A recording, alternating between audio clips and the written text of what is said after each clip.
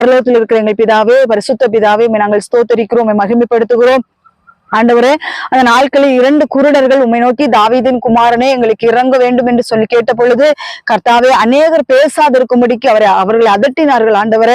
ஆனாலும் அவர்கள் மிகுந்த சத்தமாய், ஆண்டவரே, மறுபடியும் தாவீதின் குமாரனை எங்களுக்கு இறங்கும் என்று சொல்லி கெஞ்சி கேட்ட பொழுது, கர்த்தர் அந்த இடத்தில் நின்றீரப்பா, நின்று உங்களுக்கு நான் என்ன செய்ய வேண்டும் என்று கேட்ட பொழுது, அவர்கள் ஆண்டவரே நாங்கள் பார்வையிட வேண்டும் என்று சொன்னார்கள் அப்பா. நீர் அவர்கள் மனதுருகுநீர் என்று வேதவசனம் சொல்லுகிறதப்பா.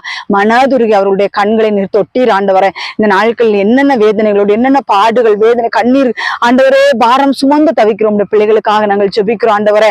அப்பா, அந்த பிள்ளைகள் கேட்கிற காரியங்களை பெற்றுக்கொள்ள என் தேவன் அனுகிரகம் செய்ய வேண்டும் என்று நாங்கள் ஜெபிக்கிறோம் அப்பா.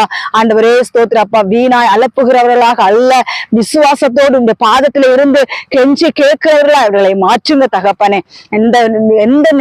எந்த காரியத்திலே அவிசுவாசப்படி நீ நடக்காது என்று சோர்ந்து போய் கிடக்கிறார்களோ அதை தட்டி எழுப்பி விடுங்க தகப்பனே.